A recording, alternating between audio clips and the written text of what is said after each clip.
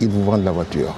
Alors, les gens se disent, mais écoutez, est-ce que cette voiture qu'ils achètent, moi qui ne veux pas être dans l'intérêt, je viens, vous êtes banquier, je vous achète, vous dites, on vous achète la voiture, vous l'avez achetée, est-ce que cette voiture qu'on m'a achetée, au fond, elle n'est pas aussi chère ou plus chère que ce que j'aurais eu avec la banque traditionnelle?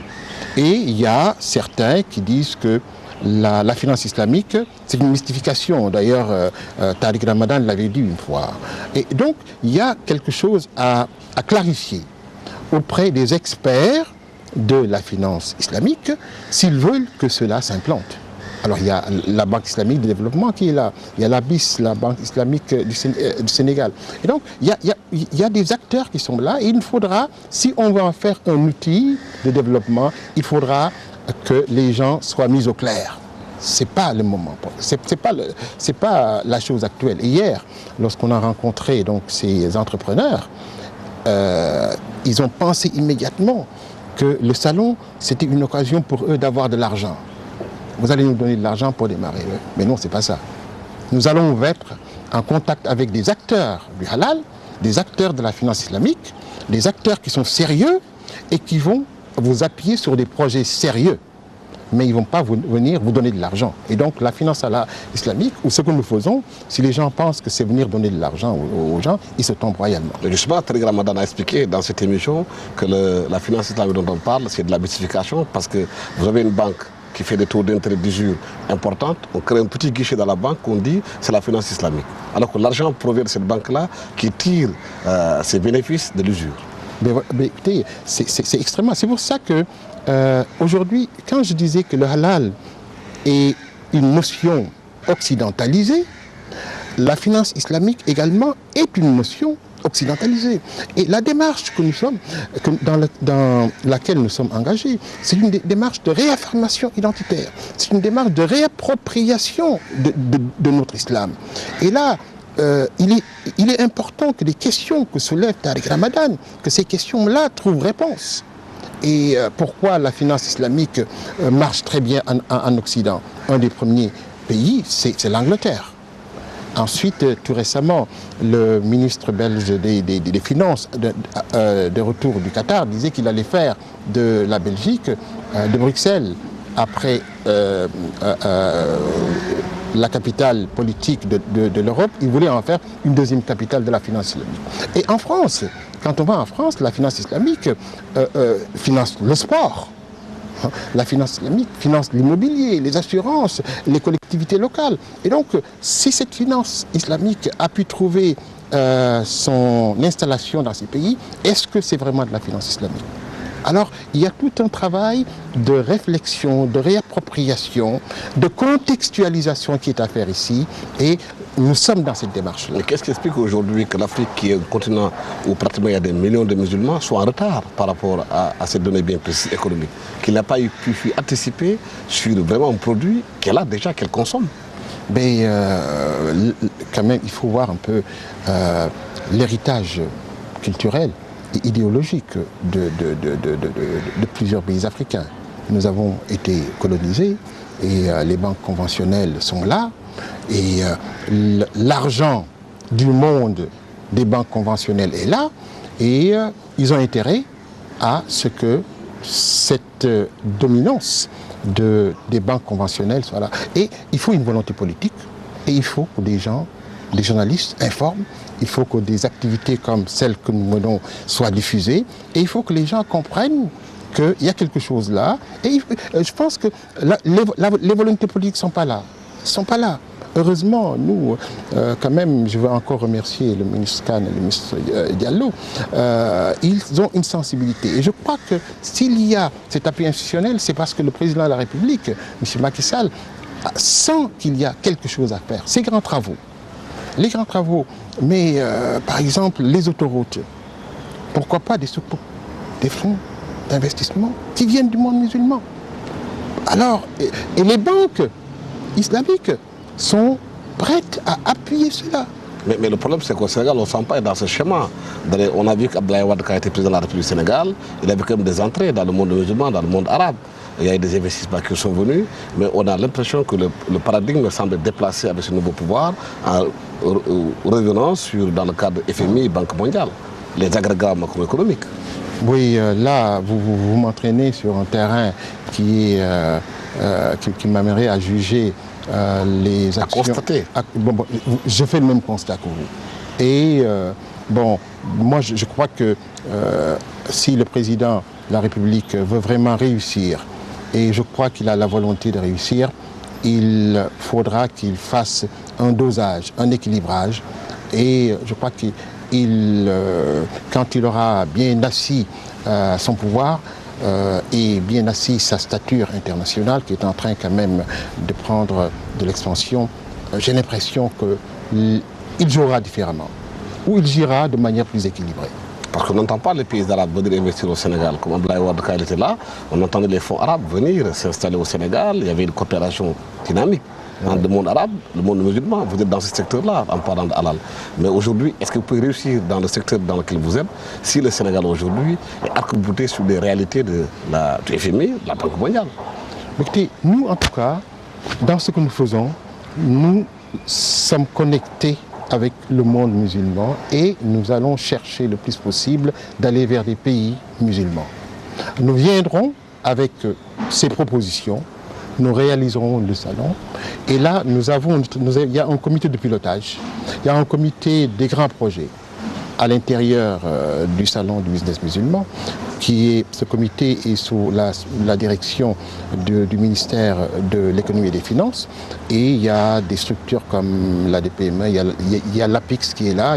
En fait, on est en train de voir aussi comment faire émerger à partir de ce salon, à partir de la présence de ces investisseurs, de l'argent qui puisse aider le développement du Sénégal. Nous, on amènera des acteurs économiques, on mobilisera des financiers et on essaiera de pousser la volonté politique à tenir compte de ce que nous faisons. Vous êtes aussi acteur, observateur de la scène politique sénégalaise. Aujourd'hui, après plus d'1 an que Macky Sall s'est installé au pouvoir, on a l'impression qu'il n'y a pas de débat, de dialogue politique dans ce pays. Effectivement, vous avez raison. On a l'impression que concernant le débat politique, nous vivons une période de stagnation. On a l'impression même qu'il n'y a pas d'opposition et on a l'impression que l'opposition est phagocytée ou noyée par un besoin de survie personnelle ou de sortir de ce guêpier du dossier de l'enrichissement illicite. Alors, je ne dirais pas que le pays ne bouge pas. J'ai l'impression que le pays bouge lentement. J'ai l'impression que le président est en train de chercher, il est en train de naviguer pour asseoir une direction, une vision. Au Sénégal, il n'y a pas d'opposition forte pour aussi conserver les acquis démocratiques qui sont de longue lutte ici dans ce pays. On a l'impression qu'il n'y a qu'un camp qui domine tout. Et effectivement, mais vous posez une question importante et c'est le constat que j'ai fait. J'ai l'impression que nous sommes dans un no man's land. Il y a Macky et sa coalition et il dirige tout. Bon, il va falloir que il nous faudra une bonne opposition. Et j'ai dit que Macky Sall ne peut réussir que s'il a une bonne opposition. Et dans un texte, j'avais, alors qu'il dit qu'il parlait, j'avais dit c'est une bonne chose. Et que cette voix-là puisse parler, c'est bon pour la démocratie. Il faudrait que d'autres voix émergent, qui soient dans une opposition constructive. On a besoin de développer ensemble ce pays. Alors, on est débordé, on fait du bruit autour de l'enrichissement illicite.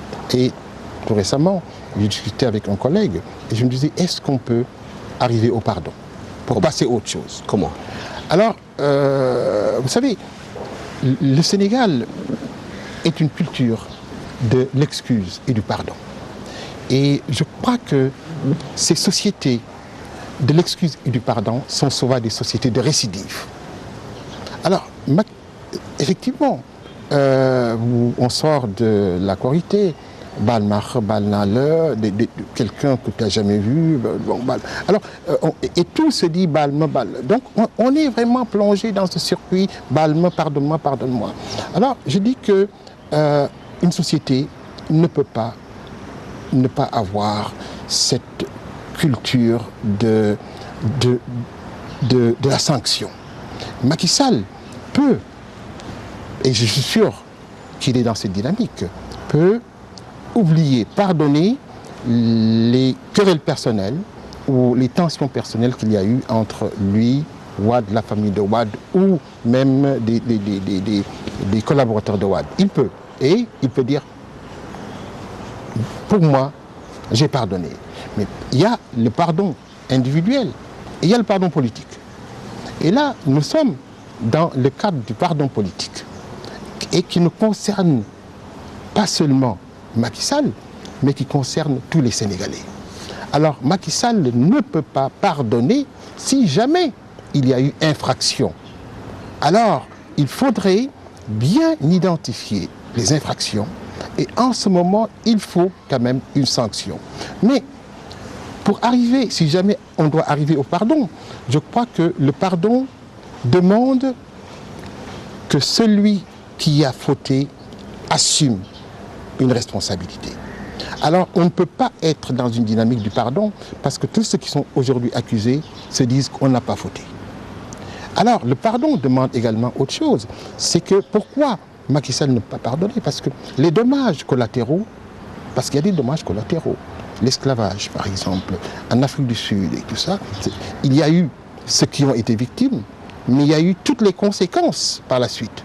Et donc, si jamais il y a eu détournement, enrichissement illicite, ça a eu des conséquences. Et donc des dommages collatéraux sur l'éducation, la santé, et donc il y a eu un retard que ce détournement de l'argent des Sénégalais a occasionné. Et donc, il faudrait qu'on puisse trouver un moyen d'arriver à un pardon collectif. Et ce pardon collectif... Est-ce que ce pardon doit occulter la question de la justice? La question de la justice. Oui.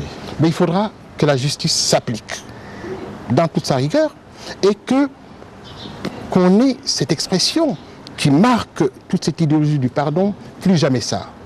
Et si jamais Macky Sall ne nous met pas dans cette dynamique du plus jamais ça, lorsque Macky Sall partira, les Sénégalais seront sans pitié pour lui et ceux qui l'ont accompagné.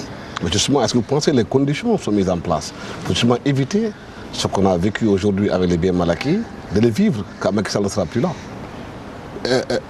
Il faudrait que, avec Macky Sall, c'est une étape historique dans l'évolution de ce pays, dans la gouvernance de ce pays. Et je crois qu'il y a beaucoup de discours, bien sûr, il y a des avancées, il y a une volonté, mais également, il faudrait qu'il y ait plus de lisibilité. Et nous sommes en train d'avancer sur certains points, mais de dangereusement reculer sur d'autres. Alors, le président a intérêt à être prudent.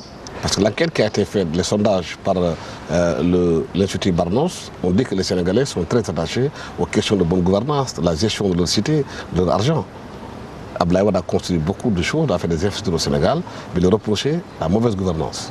Ben oui. Comment faut-il faire justement pour éviter qu'on revive une autre mauvaise gouvernance? Écoutez, vous voyez, le discours le plus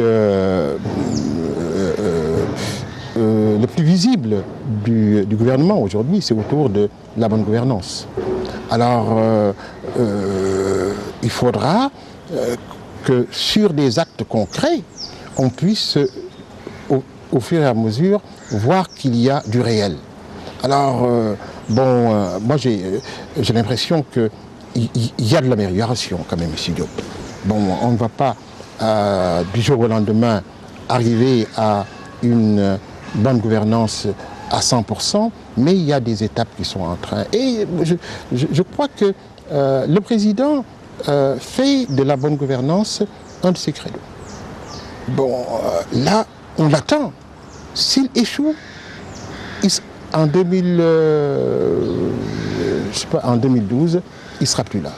Il sera plus là. En 2017? En 2017, il ne sera plus là. Voilà. Oui, mais parce qu'on est en train de parler de business islamique.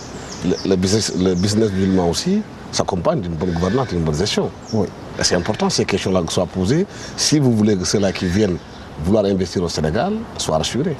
Mais voilà, de toute façon, le halal, c'est le comportement licite du musulman, et dans tous les domaines. Et donc, dans la gestion des biens publics, dans l'accueil de l'argent de l'autre, dans l'investissement de l'argent de l'autre. Alors, s'il n'y a pas cette clarté autour des questions de bonne gouvernance, les gens vont hésiter, parce qu'il faut le dire, il y a quand même une hésitation aujourd'hui de l'investissement au Sénégal. Pourtant, le ministre des Finances est en train de réaliser un gros boulot, et le président de la République également.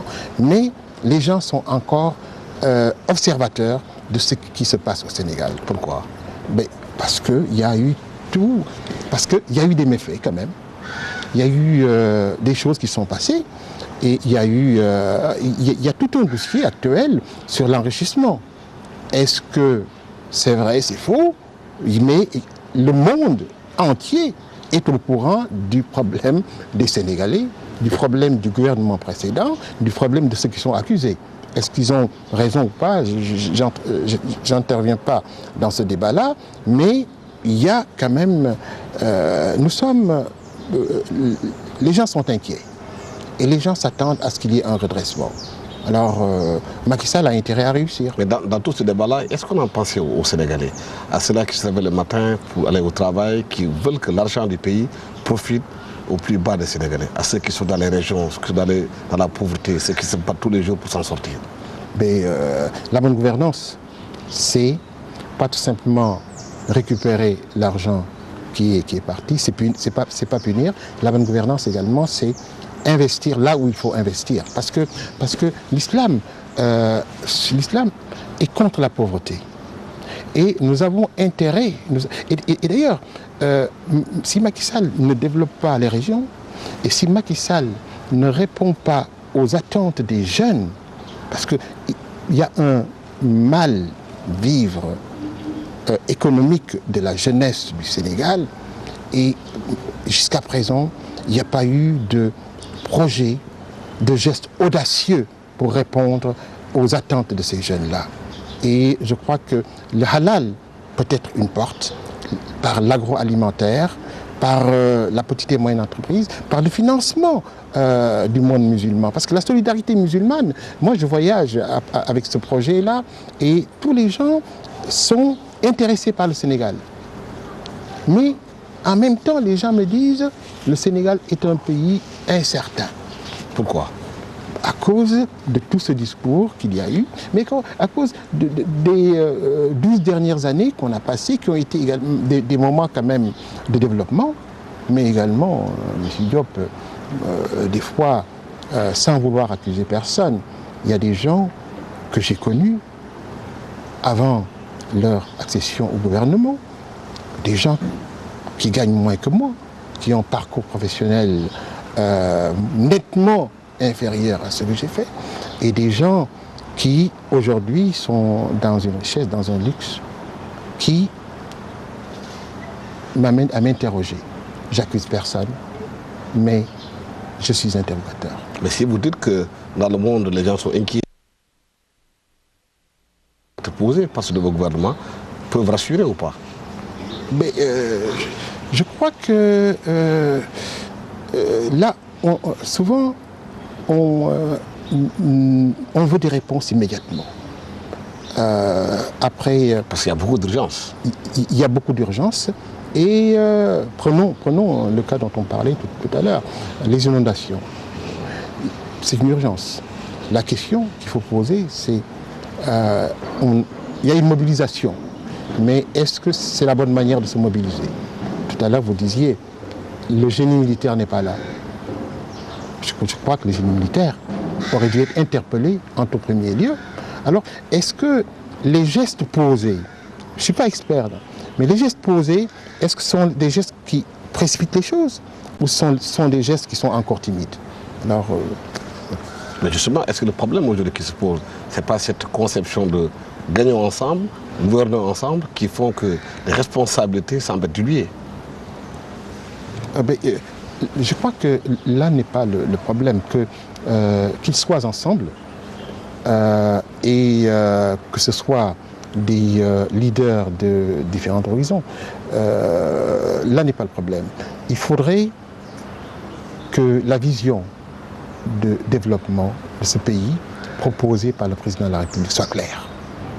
S'il y a cafouillage, c'est peut-être parce qu'il y a encore un déficit dans l'articulation d'une vision et dans la communication d'une vision. Mais c'est ça le problème, parce qu'aujourd'hui, le Macky Sall vient avec son Yono-Yokuté, ceux qui sont avec lui étaient aux assises nationales, les erreurs peut-être des axes de Yono-Yokuté et des assises nationales, peut-être ne peuvent pas ne pas converger dans la façon de gérer.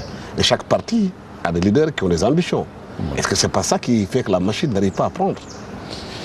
Moi, je crois que la machine ne prend pas parce qu'il n'y a pas une vision claire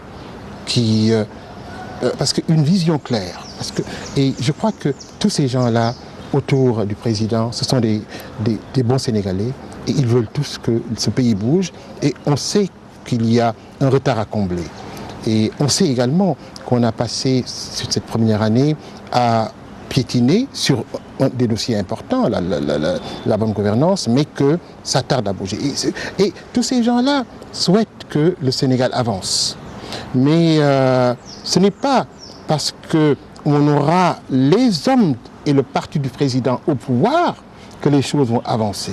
C'est parce qu'on aura des gens compétents, des gens qui ont du mérite, des gens qui veulent travailler et des gens qui aiment le Sénégal. Si le président arrive à imprimer cette vision et à avoir une politique économique claire, alors je crois que les gens peuvent se mobiliser. Est-ce que le gros problème aussi, ce n'est pas la mise en œuvre? Parce que beaucoup disent qu'au Sénégal, sur bien des questions, la réflexion a été faite. Mais quand il s'agit de passer à l'acte, de mise en œuvre, il y a un souci, il y a un problème de démarrage. Mais voilà, donc si la mise en œuvre est difficile, ça veut dire que peut-être qu'il va falloir trouver les experts pour permettre cette mise en œuvre. Donc je crois que la question du mérite, la question des bonnes personnes à la bonne place, et il faut sortir de cette dynamique de récompense de l'autre. Il faut sortir de cette dynamique, je suis proche du président, je suis ami du président, je place... Non, je pense que le Sénégal est à un tournant où pour qu'on s'en sorte, il faut respecter le mérite, il faut récompenser le mérite. On était dans le mérite. Il y a beaucoup qui ont émis beaucoup de critiques par rapport aux nominations qui ont fait au Sénégal. Dans certains postes, certaines personnes ont choisi. Le Sénégal se pose des questions. Est-ce qu'ils ont la compétence d'être là où ils sont? Écoutez, je ne voudrais pas rentrer dans ce débat pour la bonne et simple raison que je n'ai pas lu tous les CV de ces gens-là. Je vois qu'on nomme. Il y a certaines nominations qui me posent problème. Je ne voudrais pas être négatif face à ces nominations, mais je voudrais encore interpeller le président de la République. Parce que là où il est, et tout son parcours, pour moi, a été un parcours de travail, un parcours de mérite. Et si il avait lancé les travaux de l'autoroute et que Dieu lui ait donné cette chance, ce bonheur d'avoir été celui qui a inauguré, alors ça veut dire qu'il a un parcours de mérite. Et il faudrait qu'il sache cela. Et donc qu'il cultive la culture du mérite. Et il y a beaucoup de critiques. Et on s'interroge beaucoup sur cette prolifération de nominations et qui parfois font penser à des récompenses, mais également parfois ce sont des personnes compétentes. Et ce que je souhaite au président, ce n'est pas de disloquer cet attelage qu'il a amené au pouvoir. Ce que je souhaite au président, c'est de savoir décanter. Parce que, et même, ce que je souhaite au président, c'est de savoir aller chercher des gens qui ont été contre lui et qui ont du mérite. Je vais vous faire des confidences. J'ai été une fois dans le bureau de Wade et alors président. Alors j'étais accompagné par un ministre d'État d'alors et j'ai dit au président, Monsieur le Président, je crois que c'est une mauvaise décision. Et ce qui est arrivé à Macky, Macky ne le mérite pas. Alors cette personne-là, qui était là, ministre d'État, à la sortie, il m'a dit, mais dans le dof, voilà. Je dis pourquoi? Il dit, les décisions du président, même si on est contre, on se tait. Alors cette personne était au cœur de cette démarche d'éjection de Macky. Mais en même temps, cette personne, dans l'intimité, il me disait, professeur, vous avez raison, je suis contre cet acte-là. Donc, ce qu'il faut, c'est trouver des hommes de courage, se trouver des hommes de mérite et des hommes qui osent dire au président de la République, vous avez tort, vous avez raison. Et je crois que ce qui a fait qu'à un certain moment donné, Macky, le président, avait, alors Premier ministre, avait de l'estime pour moi, parce que j'étais parmi ceux qui lui disaient, Monsieur le Président, c'est bon ou c'est pas bon. Est-ce que vous pensez qu'aujourd'hui, que lui, Macky Sall, il a des gens auprès de lui qui lui disent la vérité? Que si les choses ne marchent pas, que ça ne marche pas? Je ne les connais pas tous. Mais ce que je peux dire, c'est que sa communication commence à s'améliorer. Ça, c'est, j'ai beaucoup critiqué sa communication au début, mais là, il y a quand même il y a une meilleure communication. Et on commence à sentir qu'il y a quelque chose et que ça bouge. Mais, et je connais certains ministres qui n'ont pas froid aux yeux. Et j'espère qu'ils oseront dire au président, dans l'intérêt du Sénégal, dans l'intérêt du président, que lorsqu'il n'est pas dans la bonne voie, ou lorsqu'il y a abus et de pouvoir et abus d'influence, qu'il ose dire au président de la République, Monsieur le Président de la République, là ça ne va pas. Mais vous connaissez le mot sénégalais, quand il s'agit de défendre ses intérêts, ils sont capables de se taire pour laisser les choses passer, même si c'est ce courage-là pour préserver leurs propres intérêts. Ben voilà, donc il faut sortir de cette culture de préservation de ses intérêts et devenir patriote, aimer le Sénégal. Parce qu'aujourd'hui, je me promène un peu partout, et dans certains pays africains, et ça bouge. Et il y a des intellectuels qui s'affirment, et il y a des technocrates qui aussi s'affirment. Et le président doit aimer ces gens-là. Et il doit les avoir à côté de lui. Ceux qui le critiquent ne sont pas ses ennemis parfois. Ce sont ceux qui veulent qu'il aille plus loin. Alors, je lui souhaite de réussir et je redis que ce pays avance sur certains aspects, mais sur d'autres, en termes éthiques, il y a du recul. C'est quoi? Ben, tout à l'heure, vous l'avez dit, il y a des nominations, il y a ce que certains appellent un certain début de patrimonialisation. Donc, il y a des critiques. Et Macky, le président, n'est pas encore allé assez loin pour que ces critiques l'engluent, l'enfoncent et qu'il ne puisse pas s'en sortir. Il a actuellement l'étoffe et les coudées franches pour pouvoir immédiatement arrêter tout ce qui est critique. Voilà, professeur Khadija Fall, je vous remercie. Je rappelle que vous êtes professeur titulaire de la chaire de recherche interculturelle de l'Université du Québec de Chikoutoubi, président du comité de pilotage du futur salon international du business musulman. Nous parlons justement de ce salon et de qu'est-ce que cela signifie, surtout le halal qui est devenu un marché extraordinaire sur le plan mondial et pas aussi de la situation du pays. Merci à toute l'équipe technique qui m'a accompagné pour la réalisation de cette émission. Merci, au revoir.